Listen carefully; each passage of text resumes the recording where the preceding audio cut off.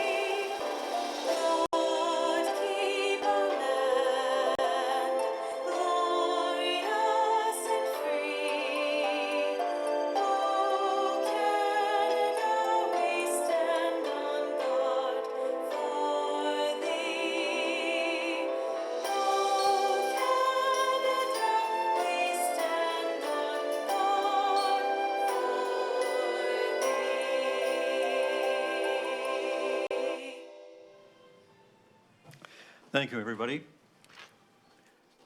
Madam Clerk, are there any regrets for this meeting? We have no regrets for tonight's meeting. Thank you. Council, are there any declarations of pecuniary interest? Madam Clerk, I see none. Council, it's my pleasure to introduce tonight to you and to the public Commissioner Phoebe Fu, who's joining us for the first meeting, and I'd invite her to the podium to say hello to you.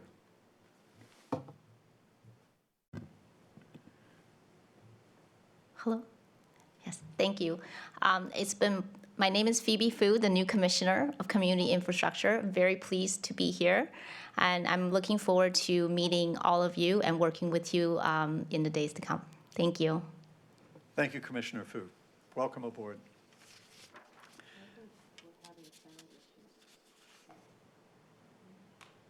Sure. Councillor Knoll. Thank you. I was trying to get your attention. I do have a declaration of pecuniary interest on the budgets for business improvement areas, which is item was 2 on the consent agenda, specifically with respect to recommendation number 3 on the Kerr Street, on the Kerr Village Business Improvement Area levy. I'm a member of the Kerr BIA by virtue of my private business. So I would appreciate if you call item 2, sub 3 separately.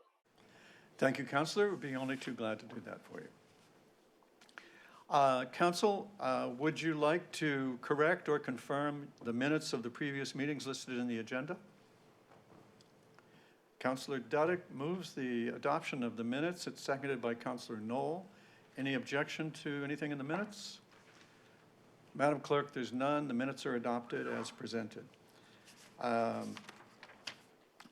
Council, we have no confidential consent items, but we do have consent items 1, 2, 3, 4, 5, 6, 7, and 15, which was not previously listed and is in the addendum.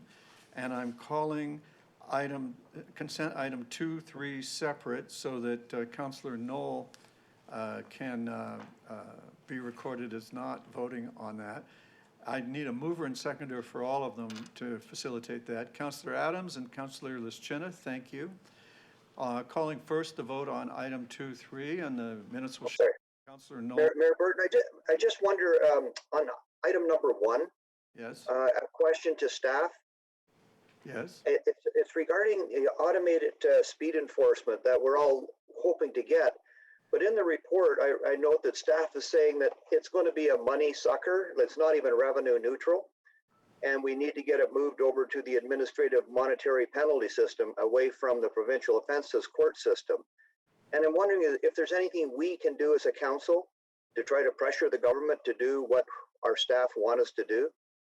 Whether if you would write a letter to the Prime Minister, or not, I should say that, but the Premier, if that would help. Yes, Councillor, it's my information that the province intends to move there for us, but I will be glad to forward some encouragement to get there as fast as possible. I appreciate that because I think this is a really good thing we're going to do, but it's nice if it's not draining the coffers. So thank you. Oh, you're welcome. Only too happy to do that. So calling the vote on item 2-3 separately so that we can allow Councillor Knoll to push back from the table and not participate. Is there any objection to item 2-3 on the consent agenda?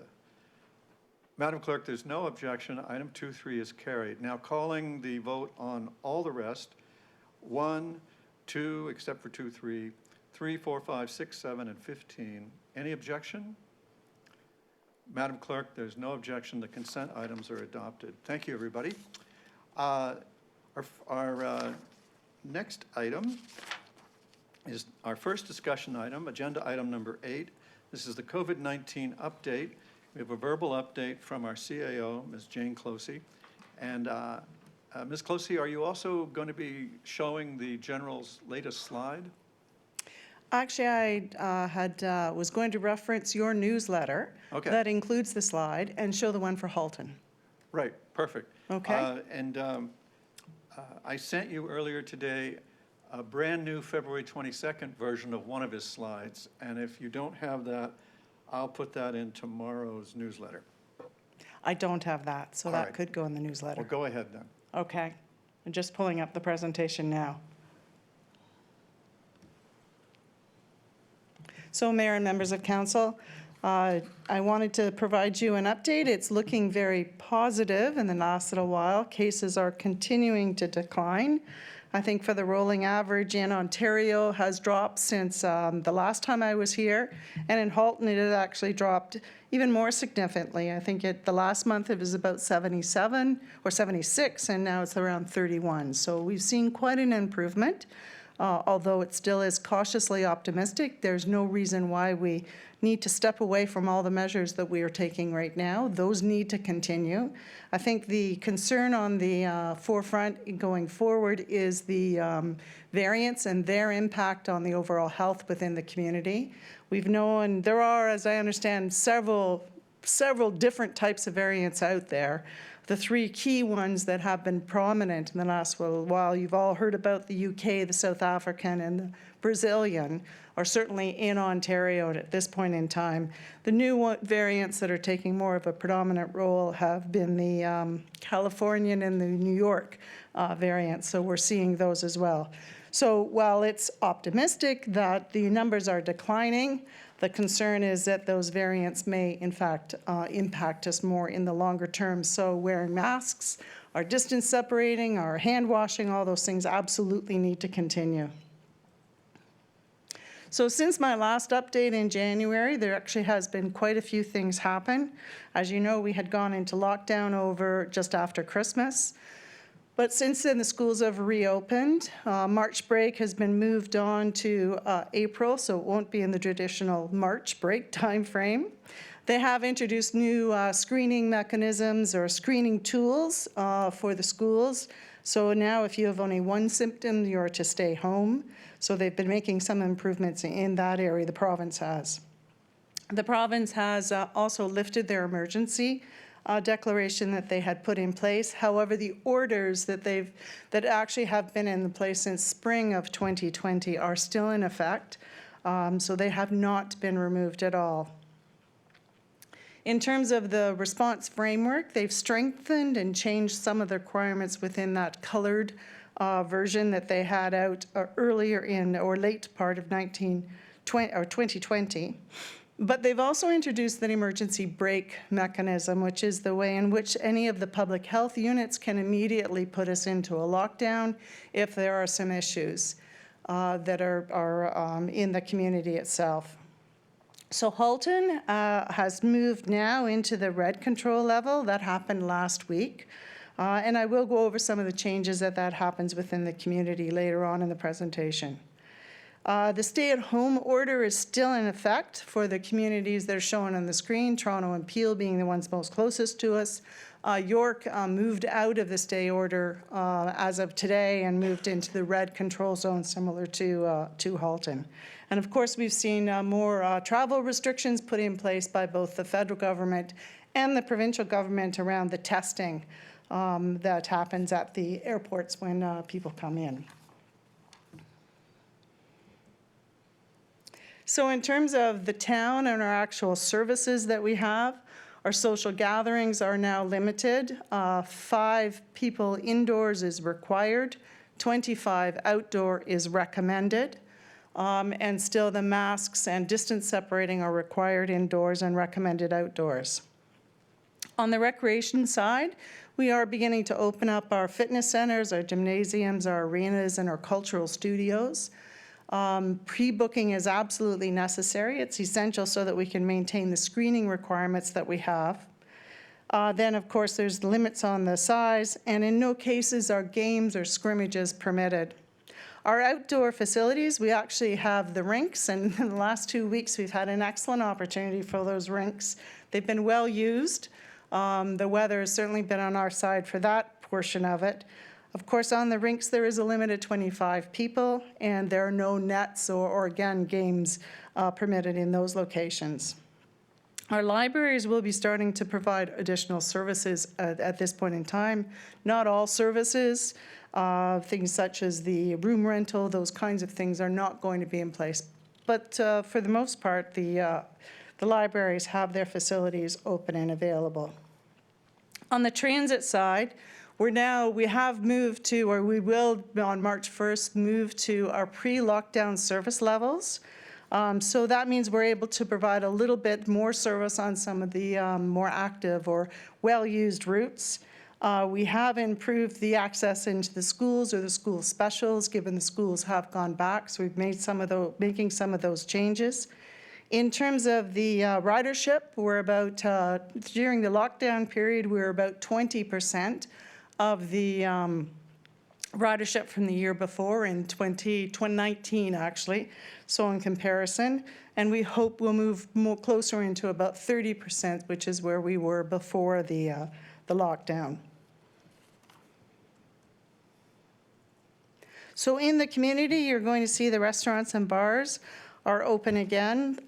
They are limited by the 10 people indoors, the 4 people per table, and the early closing time. The region, of course, at its meeting on the 17th last week had approved a request or a motion to the province to look at restaurants and bars as being more of the, based on their square footage for their capacity. I believe that's similar to some of the BC requirements. So that motion was approved by Regional Council on Wednesday of last week. On the retail side, there is the limitations by capacity at 75% for the more essential types of services. For other retail, it's about the 50% requirement. And of course, personal service settings are allowed to open up services provided you do not remove your masks. And cinemas and performing arts, of course, are still closed to the public. On an ongoing basis, or actually a weekly basis, our enforcement teams throughout the region meet. There is quite a bit of commonality we're trying to develop among the municipalities within Halton in terms of our enforcement, interpreting the requirements that are there, and sharing our knowledge and resources. So that happens actually on a weekly basis. Ontario is continuing with their small business grant program, so that is continuing along, as well as, of course, all the other programs that have been entertained by the federal and provincial government in the last year.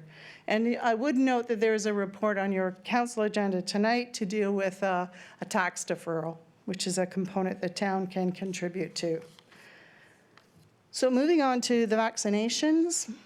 This is a chart I think you've all seen before. It really summarizes who does what in the vaccination world. Canada, of course, brings in the product, distributes it to the provinces. The provinces themselves receive it, roll out the priorities, and distribute it among the among the public health units within Ontario. Halton is actually responsible for distributing that vaccination into the arms of people themselves. And so they've been busy working away and looking at how they can get, whenever vaccinations are here, how they can move that forward as quickly as possible. Of course, they already have been busy in the retirement homes as well as the long-term care, and most of those facilities throughout the region has been vaccinated.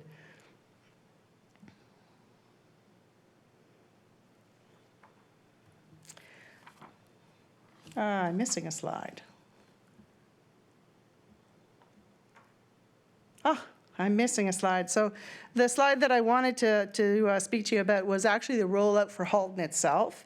So in Halton, based on the provincial requirements, there are the 3 phases. We've moved a long way through the phase, which gets at the retirement home and the long-term care and any other community groups.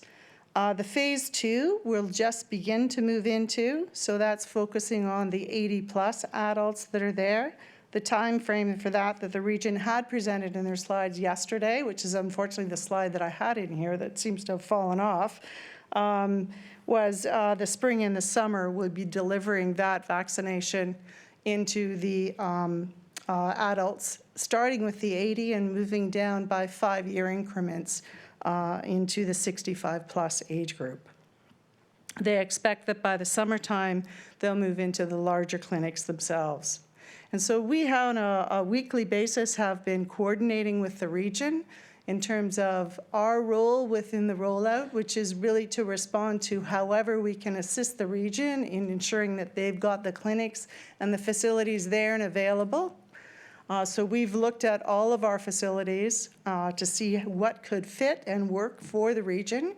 They have toured many, pretty well all of our facilities within the town, as well as private facilities in terms of looking what works the best for them. So there are several options out there that we've been considering with them. We meet as the CAOs on a weekly basis to update each other in terms of what's going on, what are the best practices, how we can assist Halton and the vaccination team, as well as the rest of the COVID issues that are impacting all of us. There are 4 specific groups that meet, transportation-wise. They do see the need to accommodate access into the facilities, particularly for the older adults as we move into that. So any of the clinics, how can we assist with the transportation to those facilities? How can we assist with staffing so that those clinics are well staffed to enable the vaccinations to run as smoothly as possible? The facilities and logistics, of course, have been quite key in looking at how we can use our facilities and a communication team. We are very much taking the lead from the region in terms of communication, and we follow their lead on communicating out to the public what are the opportunities. So I don't want to leave the presentation without indicating again the need for all of us to maintain those public health measures. We certainly are not out of this yet. We won't be for, it seems, quite some time. So the washing your hands, the distancing, the staying at home when you're sick, and the physical distancing and wearing a mask are absolutely essential. And with that, Council, I'd be happy to answer any questions. Thank you, Madam CAO. Council, Councillor Lischina is first, and then Councillor Adams. Thank you, Your Worship. I think Councillor Adams had the hand on the monitor, so might have beat me there by a second. Thank you very much, Jane. Great to hear about the partial reopening, and that's certainly all due to the hard work from all of us here in the town and the region. So I'd like to congratulate all of our residents to adhering to what they needed to do. We're opening up the rec centers, and as you mentioned, the amount of people in them. Are we doing anything in particular for seniors programming? I've had a number of seniors contact me, and even though they're still quite worried about leaving their homes, but they're also quite isolated. So we've had quite a few reach out programs, and I see Colleen on the screen for seniors. So I'll turn it over to Colleen in terms of what programs we have. Colleen? Thank you, Jane. So we, as you know, we have been working very closely with the seniors community for some time. So the recreation and culture team has actually approached the region, the long-term care team, because we would like to extend our Phone a Friend and Seniors Without Borders program. They're very interested because, as you realize, their residents have been in isolation for a very long time, and this will augment the good work that they're already doing.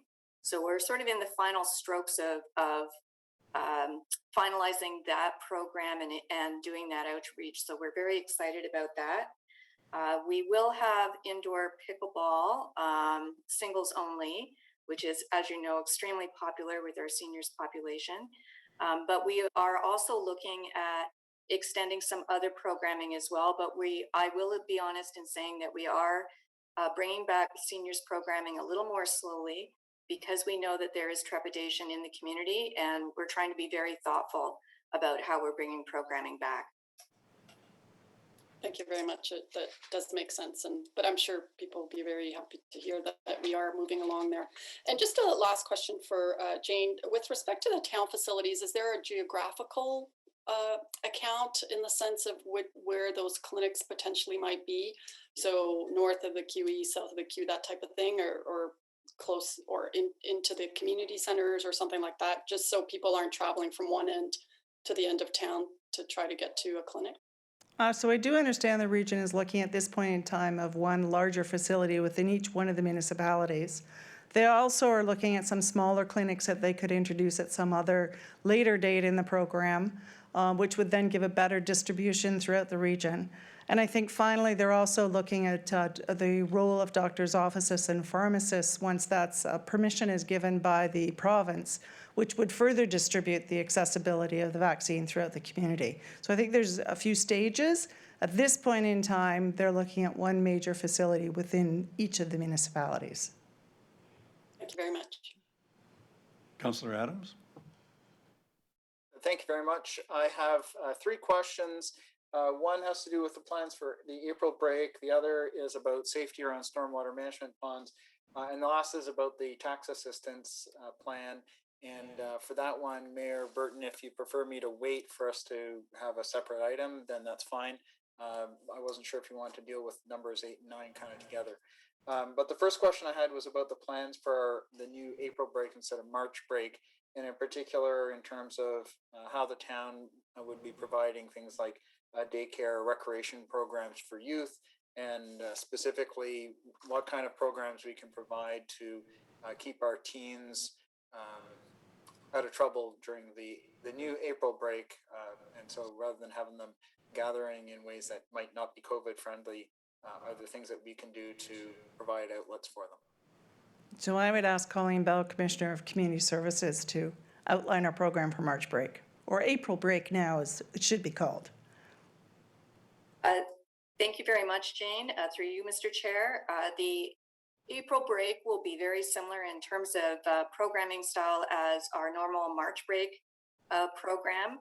We did meet today, and we will be making an announcement around a community event that will anchor the April break. There'll be one event in the south and one event in the north, and that's in response to some of the feedback we got around the toy drive at Christmas time. So we're really excited about bringing these initiatives forward, and those announcements will be made very shortly. Okay, that's super exciting. And the second question I have for you is, I know the town's been working really hard at communicating around safety around the stormwater management ponds and keeping off of them. No, not for skating, not for hockey, but I also know that Councillor Lischina reported a massive outbreak of hockey happening at Bayshire Pond, and we had cases of hockey happening at Pinery Pond, and the same thing at a number of our other ponds and stormwater management facilities. It's been bad, but I'm especially worried as we're about to hit the thaw period for all of these ponds. Is there something that we can do especially over the next 2 weeks? I think when we're hitting that period of time where the ice is really going to start thinning out, that we have people on the ground to shoo people off those ponds where they're not supposed to be. We have actually several communications programs going. We have our own rinks, but then the thaw is also going to impact them as well. Our Parks Ambassador program, we still have in play. We are looking at how we can begin to extend that, because as of March the 1st, a lot of the Parks Ambassadors that we have in play are transit drivers, or are less than full-time transit drivers, I'll say. And they need to go back to support the increase on the transit service. So we are looking at opportunities to make sure that we still have a role for parks ambassadors. In fact, some of our part-time or some of our casual, in terms of how we can put them in place, so we still have that level of support. We still have enforcement as well. So I think those are the 2 feet on the ground, as you said, ways in which to work with that. And of course, the work that we're always doing with the police in terms of coordinating our resources to get to the stormwater ponds in particular. Does staff have any suggestions in terms of how we can get people out to those ponds to be checking on them more specifically during the next 2 weeks? I mean, I appreciate the Parks Ambassador program and stuff like that, but this one particular issue, I mean, it basically requires somebody to be driving by those ponds on a regular basis, and every time they see somebody, they shoot them off, kind of thing. Yeah. Is there a way to do that very, very specific task? We can look at it a little bit further, but unfortunately, as soon as you've driven by or gone by, then kids are back out again, or there's people that back out again. So it is a difficult endeavor to try and ensure that we keep them off. We will have further discussions with municipal enforcement and with recreation staff and community services to see how we can keep more of a presence there, so that someone is there to be able to remind people to move on the stormwater ponds. Thanks. I appreciate that. I know it's a tough thing to deal with, and I know people are unhappy about being told they're not allowed to play hockey and go skating. So, and then my last question, it was just about the tax assistance program. And Mayor Burton, I'm happy to wait if you want me to, but it was really just to ask staff if they could explain for a resident how the tax assistance program is going to work and how they apply for that tax assistance. Councillor, Given that we're talking about COVID, I leave it up to you whether that happens now or later. It wasn't clear to me how we were going to handle it. Councillor, hello? It's very I hear you. you to offer to wait for the proper place in the agenda for that. Very happy to do that. So you won't have to wait long. Councillor Chisholm?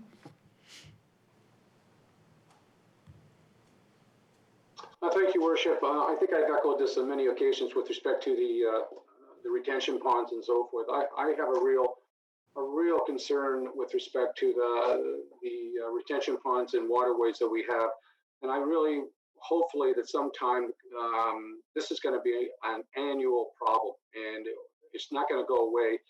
And I don't want to be foreboding, but eventually something's going to fall through into that water. It's going to happen, and we continue on without proper supervision or some type of creative ideas. It's going to happen. So I'm just foreboding, but again, we need to really seriously look at all those retention ponds in the future. Thank you. Thank you, Councillor. Councillor Robertson? I just had one question. I was looking today on the website and it said summer camps announcements are coming in early 2021. And I know people are already looking ahead and we're in that insecure mode of what to do. But do you have any ideas when they will be open? For summer camps, I'd ask Colleen if she could please address that. So thank you, Jane. Through you, Mr. Chair, the summer camps last year were prescribed in terms of the actual start date by the zone that we were in. We're anticipating that camps will probably start at the normal time as per 2019, which was the beginning of the summer, so early July. So we're assuming that because we were able to do camps last summer with significant restrictions, we should be able to do it again this round as well. We're not concerned about the possibility of camps not being available. Thank you. Do you have any idea when we'll post then? Will it be like a month from now, 2 months from now? I would suspect that I would recommend, frankly, that we wait till much closer to the time. I don't know if everyone is aware, but we have shortened the amount of time that we actually provide programs in much shorter durations so that we can alter the program if we move into different zones. So instead of seeing the brochure, for example, that would say fall, winter, or spring, summer. We're only doing in short incremental bursts so that it allows us for greater flexibility. So I would anticipate that we probably would be looking more in late spring. But stay tuned. We will keep council informed as we see how things unfold. Thank you, that helps. Thank you, Councillor Robertson. Councillor Knoll. Thank you. I just wanted to offer a piece of information to our colleagues who are concerned about the stormwater ponds. I had a conversation with Chief Stephen Tanner about this particular issue, and he has circulated a memo to all district commanders, including Jeff Sandy here in Oakville, asking his staff to not just respond to complaints, but to try to put the actual ponds on the patrols and keep eyes on the circumstances as well, and be a little more proactive whenever possible. And obviously, you can't station a police officer every pond, but as they're circulating in the communities, they're going to pay particular attention to the ponds to help us as well. So the chief sent that memo out. I'm trying to find the date on it here, but it was sent to all deputies and commanders a few days ago. So I'm hoping that we'll see some reaction or see some positive benefits of that as well. Thank you, Councillor Knoll. Is there a councillor or two who'd like to move and second receipt of the presentation? Councillor Elgar and Councillor Sanju, thank you. Any objection? Madam Clerk, there's no objection and the motion carries. That brings us now to the 2021 COVID-19 Property Tax Assistance proposal. Nancy Sully, our Treasurer and Commissioner of Corporate Services, is here to take your questions. You have a very detailed report, which I was hoping answered all possible questions, but I gather that Councillor Adams has some still. So Councillor Adams, why don't we start with you? I don't really have a question about it. I just wanted our staff to highlight for the residents who might be watching how the program is going to work. What do they have to do to receive the assistance that they're looking for? Through you, Mr. Chair, there will be an online application form. It will be put up on the website tomorrow, assuming it's approved tonight. And residents will go online, enter the information. They will be required to attest to financial hardship due to COVID, and they will need to have had no arrears prior to March 1st of 2020. Other than that, it's a very simple form. I looked at it earlier this morning. Once they have completed that form, it will go to our tax department and they will respond back from there. And can you provide information with respect to what do they have to do to prove hardship? Through you, Mr. Chair, we're not going to ask for documentation on hardship. We're going to ask them to attest to having hardship. Thank you very much. Council, I'd like to reassure you that Communications will be issuing a release to all the media, including the local online newspaper and the online and print newspaper, and the nightly newsletter from the Office of Mayor and Council will feature the news and direct people to the, by link to the town's website. So no publicity stone will be unturned, if I can mangle a metaphor for you. Any other questions? How about a mover and seconder to approve the resolution? Councillor Chisholm and Councillor Longo, thank you. This is for receipt of the report and approval of the application-based property tax assessment. Any opposed? Madam Clerk, there's no one opposed. It passes unanimously. Thank you, everybody. Now, this is a semi-historic little item in front of you, and we have Jim Barry, the Director of Enforcement Services, and Selena Campbell, the Manager of Enforcement Services, to take questions on our tobacconist and vaping store licensing update. And the motion is to receive the report and to amend the bylaw to kick up our enforcement here. And this is a long-standing issue for many of you. And by the first hand on the screen, I think I can safely say of great importance to Councillor Knoll, as well as the rest of you. Councillor Knoll, you get to go first. Thank you. I don't think that we need a presentation on this. I think it's very straightforward, unless anybody wants a presentation. I'm very grateful to the staff for getting this to us. I know that they've put this ahead of the rest of the business licensing bylaw because of the importance of protecting particularly our youth from sales of vape products. So I want to say a big thank you to Jim and his team for getting this done. I want to ask those members of the community that are aware of vape retailers that are selling to children to please call 311 and let us know at the region who will conduct the investigation so that we can deal with this situation once and for all. I can report to you that that we are finally at a point where the fines that these operations are paying can no longer be considered just a cost of doing business, which unfortunately has been the case until recently. In fact, as recently as 2 weeks ago, there was a conviction from a local vape store and was fined $1,000, and the owner walked off and went to continue on selling vapes in their store. This will stop now, thanks to this law, and the progressive discipline that will be imposed upon the licensees should be enough to convince them that following the Smoke-Free Ontario Act laws is not just the law, but now the business. So with that, I'm very pleased to move this motion and the recommendations contained therein, and look forward to a unanimous approval of this. Thank you, Councillor. Is there a seconder? Councillor Robertson, thank you very much. And Council, thank you, each of you, for your collective leadership on this issue.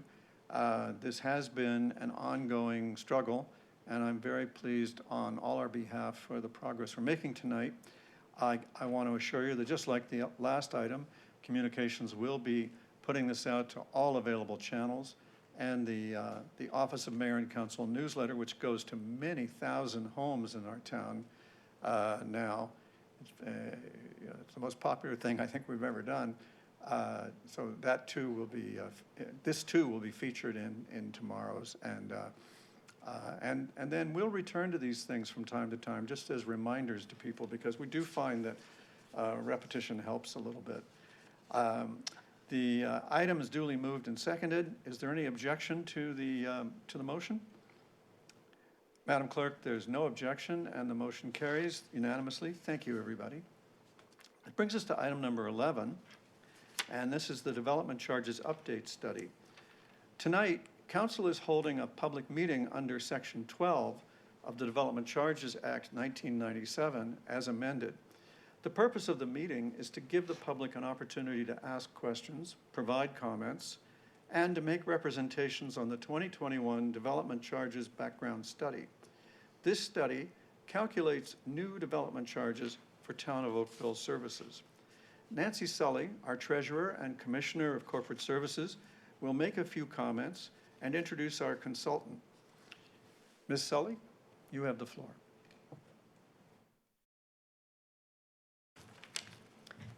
Thank you. Through you, Mayor Burton. The province amended the Development Charges Act through Bill 108, 138, and 197. Some of these amendments took effect on January the 1st, 2020, while the remaining amendments became effective this past September. Our current bylaw came into force on February 28th, 2018. In order to take advantage of the changes in the DCA and to reflect the amendments that have been put into legislation, we have undertaken a DC update study and prepared a draft bylaw. Both of these were released on January 28th to ensure appropriate notice of the proposed changes. And tonight we have with us Gary Scanlon of Watson & Associates Economists Limited to provide a presentation on the DC update study as part of the public information meeting. And now I will turn it over to Gary. Thank you. Welcome, Mr. Scanlon. Good evening, Mr. Mayor and members of council. Pleasure to be before you. Just seeing if my presentation and video are starting. They are on their way, and Okay. any second now. marvels of modern technology. There we go. There you go, that's pretty fast. So we put together a brief presentation. As noted, we've released a background study, which is a requirement under the Act, and we're here tonight to present the mandatory public meeting and provide the public with the information contained within that document. Next slide, please.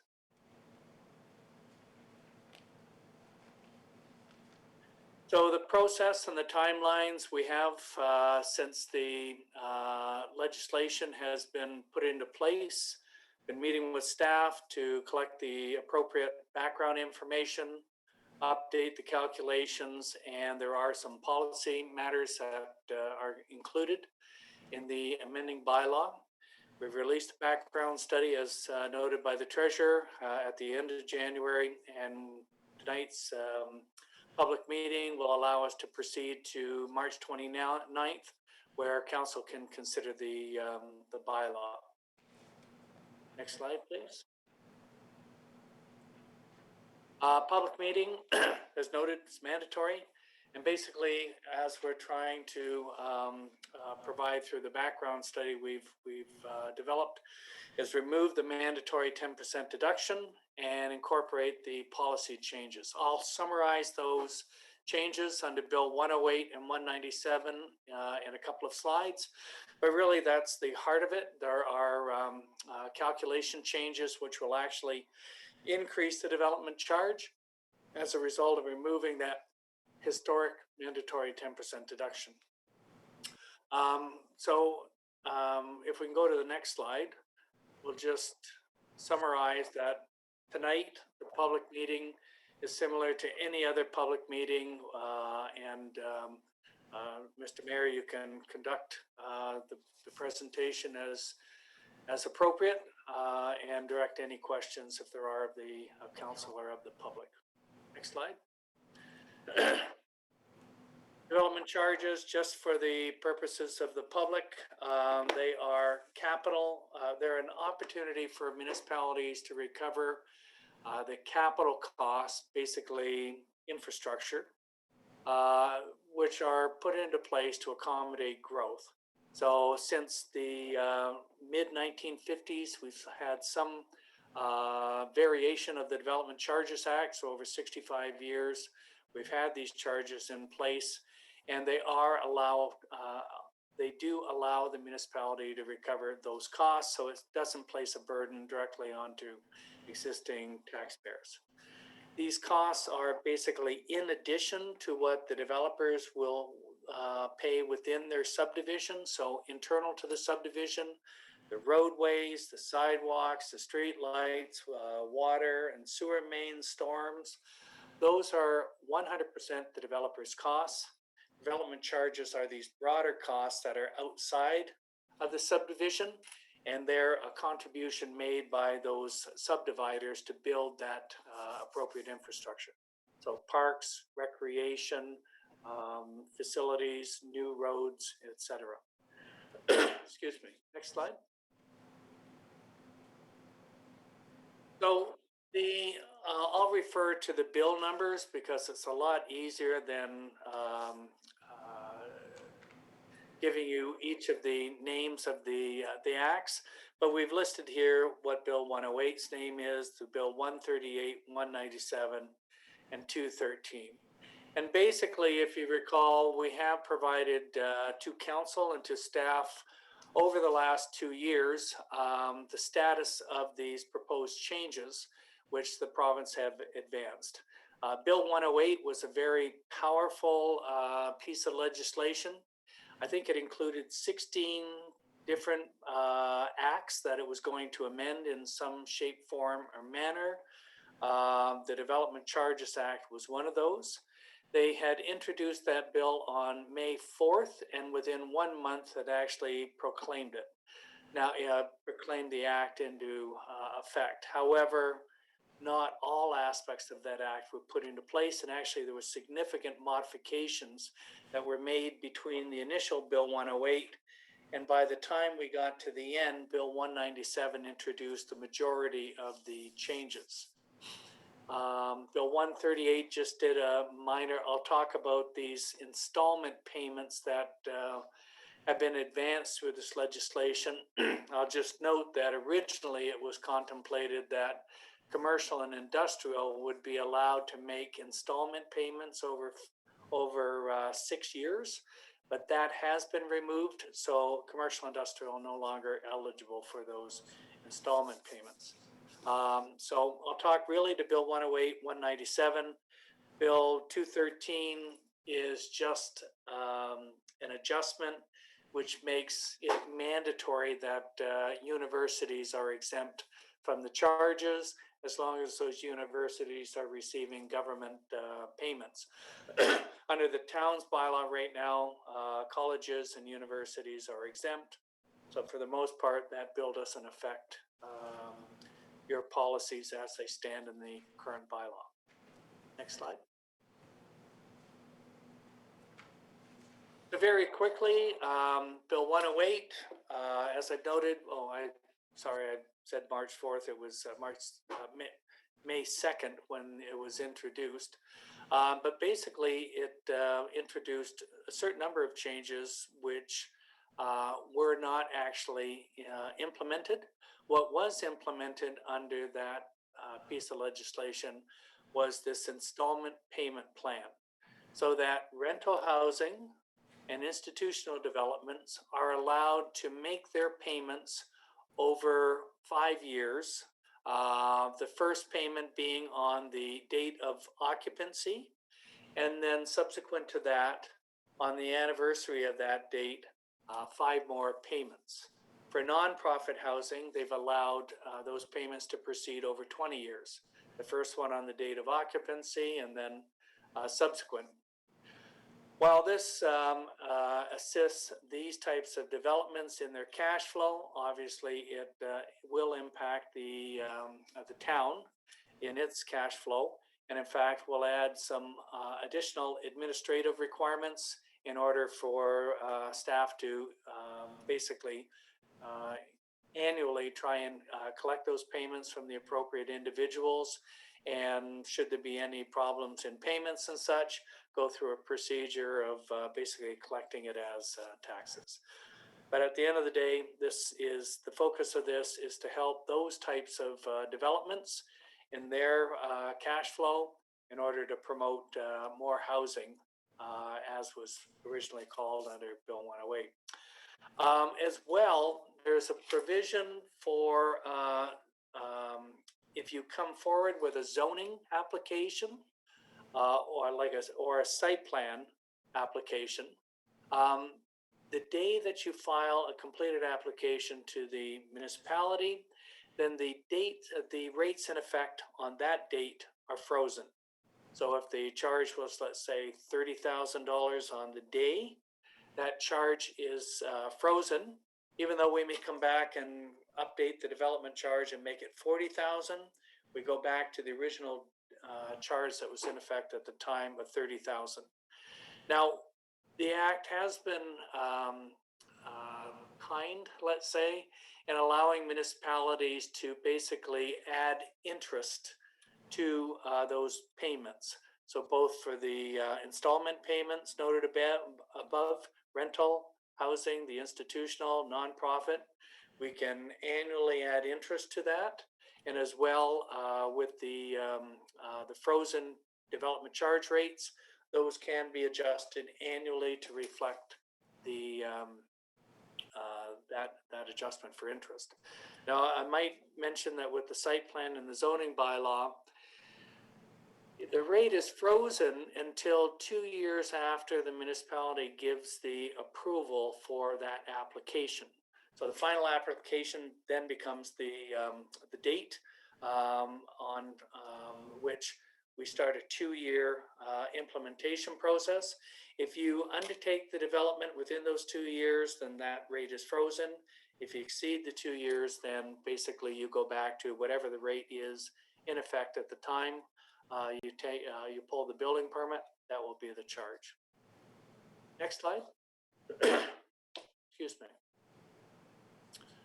With the Bill 197, what was implemented was a few things.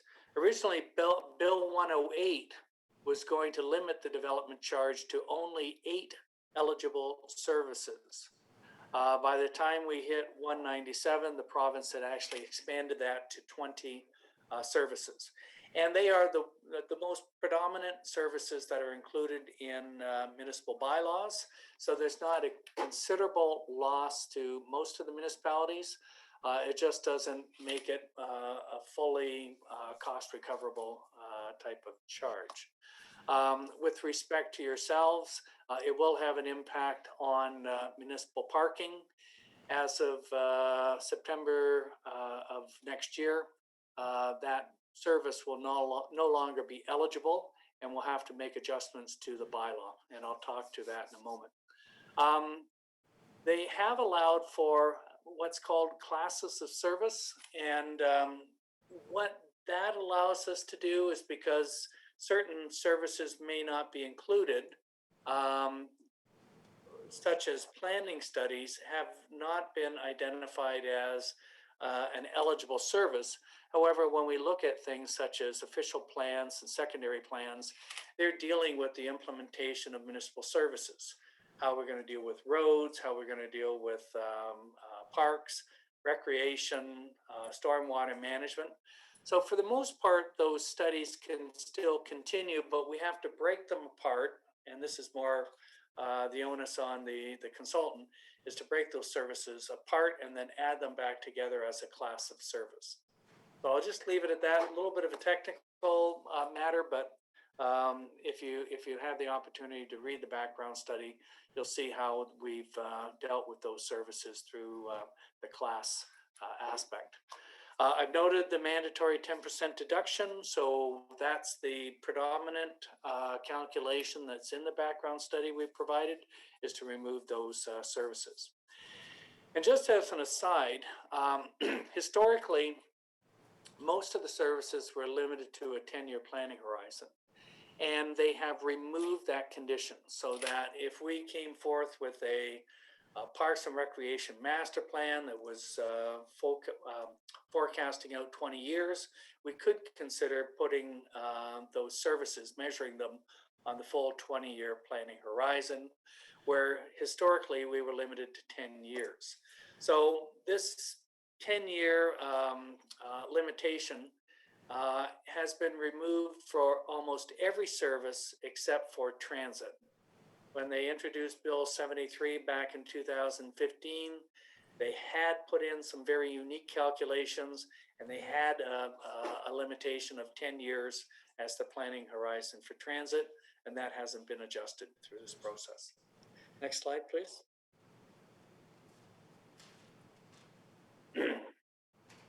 There are one further change, and it's not to the Development Charges Act, but it is related to the development charge services to some extent, is community benefit charges.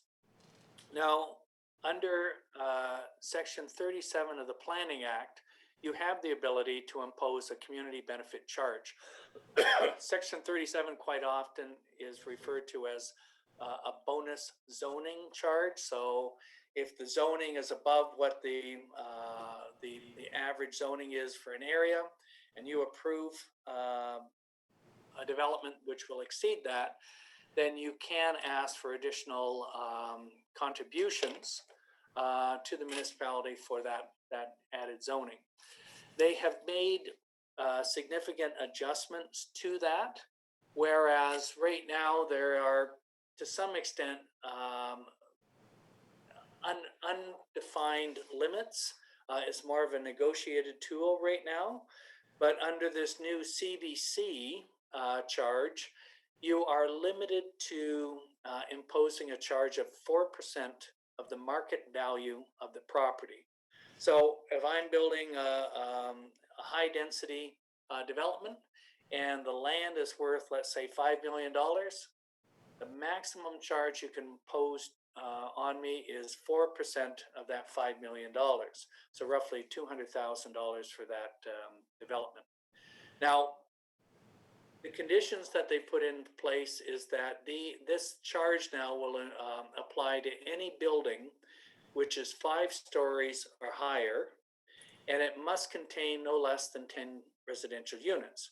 So it could be an apartment, condominium type of development. It could be mixed use, could have several floors that are retail, and then above they could have residential units. But the precondition is height, no less than 5, and then no less than 10 residential units in it.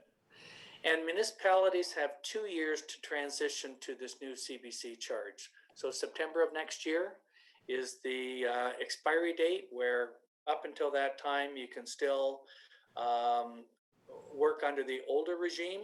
But as of that date, if you want to continue to impose a charge under that provision, there's they call it a strategy, but it's almost like a background study that has to be done.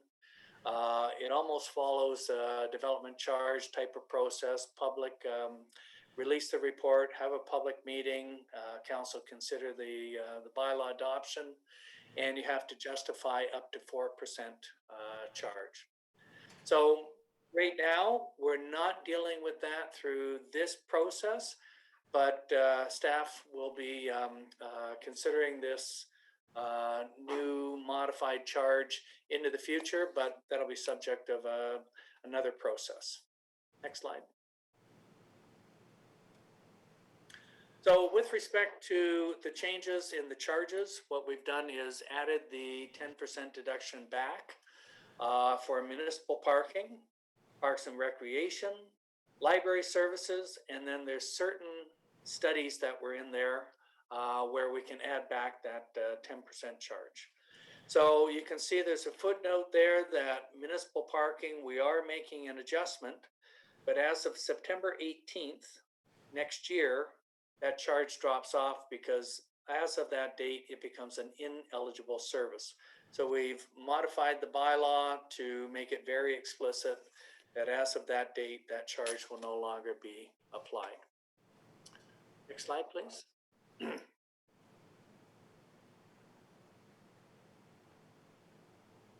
As well, we've had to make revisions to the bylaw in order to recognize those installment payments. So we've included the provisions for those installment payments in the background study, as well as the bylaw. We've made provisions to define what those terminology mean with respect to the bylaw. And we've also made the provision for the freezing of the site plan application, the zoning bylaw application. So then there are some minor adjustments to the mandatory exemptions. Basically, if I'm building a new home, I can add an additional apartment, and for that apartment, I don't pay an extra charge. And I get the choice of doing an added apartment or an accessory unit on the property. So we've included that as well into the bylaw conditions. Next slide, please. Currently, and these rates are in $2017 because as the treasurer noted, your bylaw was passed as of that date. So we have to make some adjustments where we have to discount everything back down to the 2017, put it into the bylaw, and then staff will do all of the adjustments they have with the indexing of the charge for each and every year. So we have to go backwards and then bring it back forwards. So we'll be modifying the schedule. This is the schedule that's attached currently to your background study. Your development charge bylaw. The next slide, if we can go to it, identifies the areas where we have made the changes.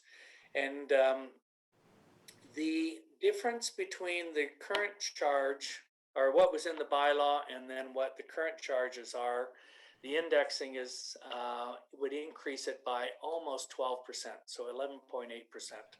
So those are the adjustments that will have to be made subsequently by staff. And if we move to the next slide, we'll just do a couple of comparators. So if we look at the bylaw in $2017, so all of this is in $2017. you can see that current, in the bylaw, we had provided a full charge of $33,688 for a single detached unit.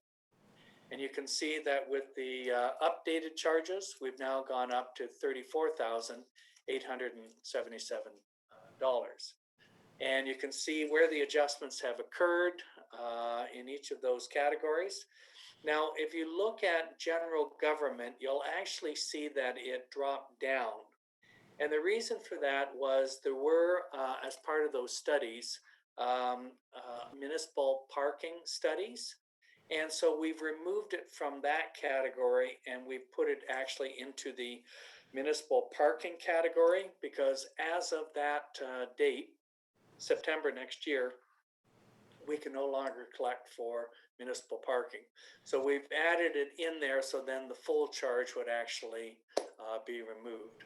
So up until that point, we have this additional $1,200 for a single detached unit, which will be imposed. And then as of September 18th, we'll lose $400. Once again, these are in 2017 dollars. Next slide. On the non-residential side, you can see these adjusted calculations really provide for an 8 cent per square foot difference. Next slide. So if we just do last couple of slides, it's just to compare the current charge with the updated charge. And these are in as of February 2021. So we've taken those charges, indexed them, so you have a comparator amongst many of your GTA peers. And you can see we've provided two different categories. The region has a different charge for the existing built area versus the greenfields. So the one on the left-hand side is the greenfields, the one on the right-hand side is the existing built boundary. And you can see that the charges are marginally different between the two. And basically you're right in the middle of the sector for the GTA. And you can see, just to round out what we're presenting, the red is the upper tier charges, so the region. The green is the local municipality, and then the blue is the school boards. Okay, next. Next slide will provide the comparison for commercial. And you can see once again, you're in the middle of the pack. The total charges, basically, the built boundary is running around $48 all in per square foot, and the greenfields is running around $50. The highest charge in the GTA is basically in York region. You can see they're running over $70 per square foot for a commercial building. And the next slide provides you a comparison for industrial. You see the charges are lower. And for yourself, the industrial charge for the built boundary is running at about $22. And then the greenfield area is running about $27. You see the highest charges in the GTA are running at just below $40 per square foot. Next slide. So that completes my presentation, Mr. Mayor. I'm happy to entertain any questions.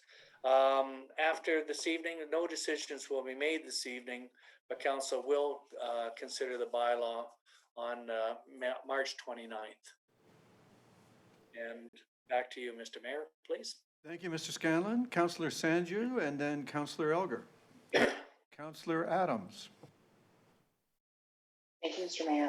Thank you, Mr. Scanlon. I just have one question. It's just a general question. I'm hoping to kind of educate the public as well as council with it. And it might even be a question for staff, but from a development charges perspective, are we able to allocate certain development charges that are taken from certain wards only to one ward, or does it need to be used all over town? I think it's the latter, but I wanted to make sure that that was clear for the public. The charge, through you, Mr. Mayor, the charges we've calculated are imposed across the entire municipality.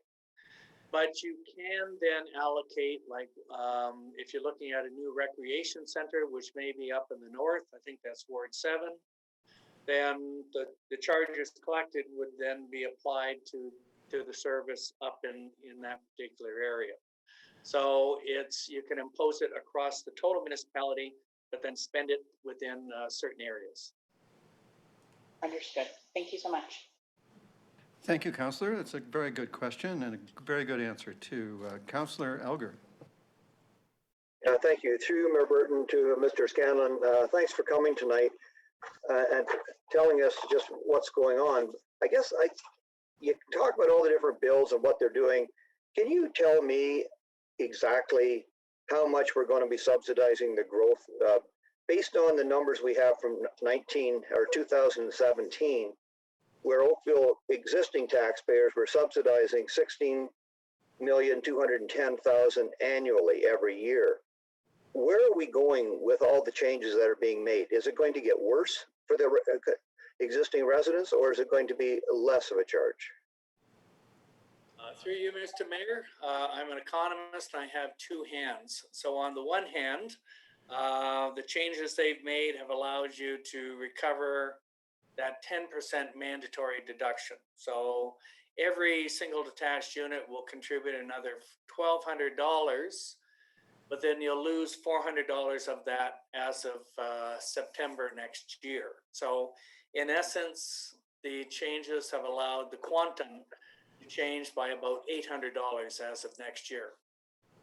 On the other hand, they have introduced this additional exemption so that if I come forward with a new building permit and I either have a single detached home or I'm building a semi-detached or I'm building a townhouse, I can add an additional apartment unit in the basement.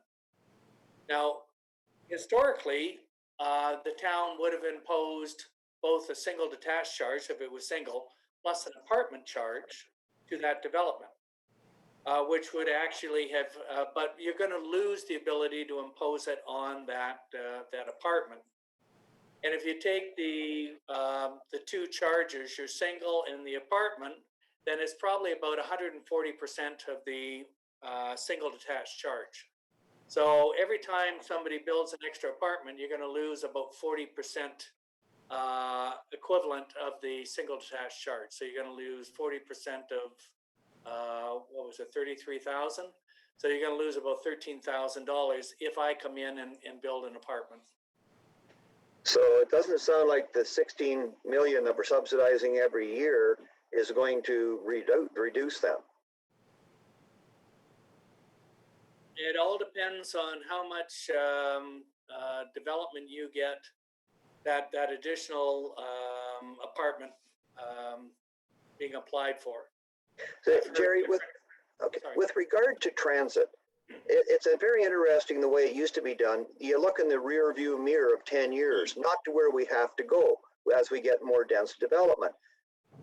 How's that working? Can we now say we're going to have a lot more transit, therefore you have to pay more because it's going to cost us a lot more? Where did the government go with that? Well, that was, through you, Mr. Mayor, that was implemented through Bill 73 back in 2015. So that is now a forward-looking service standard. We no longer look backwards. We look forward, and there's some unique calculations that have to be done. In theory, it's supposed to give you additional revenue. As you move to higher modal splits and more people moving onto the buses, in theory, it should give you additional revenue. I say in theory because we've only done the first round of the calculations back for 2017. It all depends on how the modal splits get cast as we move forward. And that can change, and we'll see how those calculations pan out. It's too early to tell until we come back in and relook at it. What about admin buildings? Like they didn't allow us before to, if as the town grows, we need more people, and the admin buildings have to expand also. It ripped out a number of a few years ago. Is that back in again, or is that still you can't collect a dollar on that? What they removed, through you, Mr. Mayor, what they removed was the headquarters for the general administration. So our definition of general administration means we can't collect for council-related space, so your council chamber or the mayor's office or any councilor's offices. We can't collect for clerks, CAO, legal, treasury. But if within the town hall, you've got public works, you've got parks and recreation staff, you've got other line staff, if you were to expand the town hall and to provide additional space for those services, yes, we could contribute. And I have calculated for places like Guelph, when they did a consolidation of all their offices, and then they expanded. 15% of their brand new facility was contributed through development charges. And similarly, I did calculations for Leamington and Kingsville and some others where we could contribute towards the expansion of their town halls. Okay, now when you come back to us in March, will you be able to give us a new figure of what we think it's going to cost annually for the existing taxpayers? Like where it was $16,210,000, but will you say this is what it's going to cost going forward? What your best estimate is? I'd be happy to work with staff to provide that to council. I thank you very much. I appreciate it. Thanks. Thank Councillor very much. Councillor Adams, I believe you're next. Thank you very much for joining us tonight and for the presentation. I very much appreciate all of the work you've been doing. I know it's complicated. Councillor Elgar pretty much asked my question. I wanted to know just how much in millions of dollars of tax subsidy is expected to go to supporting development and growth under these new rules, and how many millions of dollars in tax subsidy would be required under the old rules. And so I appreciate you having gone through the presentation with all of the wrinkles and changes and different bills that have different kinds of impacts. But I'm trying to understand at the end of the day, when you imply all of these rules onto us, what does it do to our finances? Are we better off? Are we worse off? And no matter which way we are, if we're worse, if we still have to subsidize, how much subsidy is there? I'd like to get I understand that maybe you don't have that number today, but if we can have that number for our next meeting, that'd be appreciated. It'd be my pleasure. So we'll work with staff as I indicated, and we'll be back to you that evening. Thank you very much. Council's been promised that twice now. Thank you very much.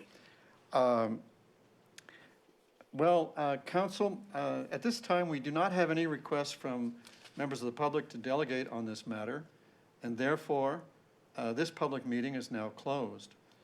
Council would urge the public to submit their comments in writing prior to Council's consideration of the development charges bylaw, scheduled now to occur on March 29th.